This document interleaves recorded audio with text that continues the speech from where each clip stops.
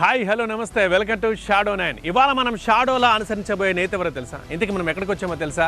తెలంగాణ గుమ్మం ఖమ్మం. ఎస్, ఖమ్మంలో ఎప్పుడైనా భారతీయ జనతా పార్టీ జెండా ఎగిరిందా? ఎంపీగా ఎవరైనా గెలిచారా అని అంటే మీరు ఆలోచించుకోవాల్సిన అవసరం లేదు. ఈసారి మాత్రం జెండా ఎగురుతుంది, ఖచ్చితంగా నేను గెలుస్తానంటున్నారు ఖమ్మం బీజేపీ క్యాండిడేట్ తాండ్ర వినోద్ రావు. సో ఎందుకు ఆయనకు అంత నమ్మకం? ఎలా మరి ఇక్కడ బీజేపీ జెండా ఎగరబోతోంది? ఈసారి నరేంద్ర మోదీని గెలిపించే సీట్లలో ఇది కూడా ఉంటుందని ఆయన అంత కష్టంగా ఎలా చెప్తున్నారు? ఆయన అడిగి తెలుసుకుందాం. ఇప్పుడు ఎగ్జాక్ట్లీ ఖమ్మంలో వాళ్ళ ఇంటి ముందే ఉన్నాం. రండి వెళ్దాం లోపలికి.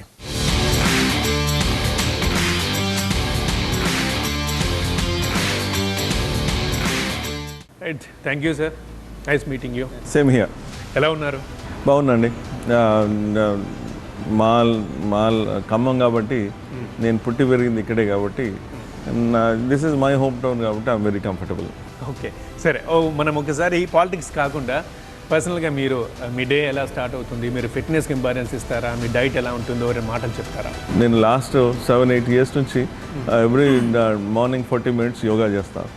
దెన్ నాకు చాలా బుక్స్ చదువుతా. ఓకే, సో ఫిజియాలజీ అంటే అదో సబ్జెక్ట్ కానీ బట్ వాత పిత కఫం అని ఒకటి ఉంటుంది ప్రతి దాంట్లో. సో మనకి వాత పిత కఫం అని మనం తెలుసుకోవాలి. ఇట్స్ లైక్ మీరు డీజిల్ ఇంజినా పెట్రోల్ ఇంజినా ఎల్పిజి అని. సో మీరు డీజిల్ ఇంజన్లో పెట్రోల్ పోయలేరు కదా, సో అట్లా వాత ఉన్న వాళ్ళకి పిత ఫుడ్ పడదు. It's a life science, it's a way of life. నేను దాని వైటమిన్స్ కానీ దాని ఫుడ్ కానీ నాకు పడేది ఏది ఉందో నేను స్టడీ చేసి ఆ ఫుడ్ ప్యాటర్నే మనం తీసుకుంటే లైఫ్ కొద్దిగా హ్యాపీగా ఉంటుంది, హెల్తీగా ఉంటుంది. కొత్త ఇన్ఫర్మేషన్, కొత్త మాటలు వినోద్ రావు గారి దగ్గర మనం చూస్తున్నాం. Thank you for your nice information. Right, ఇక ఒకటి బిజినెస్ నుంచి పాలిటిక్స్లోకి వచ్చారు కదా, ఎలా ఉంది, ఎలా అనిపిస్తుంది? అంటే మధ్యలో ఇంకొకటి ఉంది, బిజినెస్ నుంచి సోషల్ సర్వీస్కి వచ్చారు, సోషల్ సర్వీస్ నుంచి పాలిటిక్స్కి వచ్చారు. So there is a gap. అచ్చా, అది మాట్లాడదాం సార్. మీ సోషల్ సర్వీస్ గురించి చాలా విన్నాం. ఈ కొత్త అవతారం అయితే ఎలా అనిపిస్తుంది అని? నాకు కంఫర్ట్గానే ఉన్నాయి, ఎందుకంటే గత 10 సంవత్సరాల నుంచి నేను ఉన్నది ప్రజల మధ్యలో.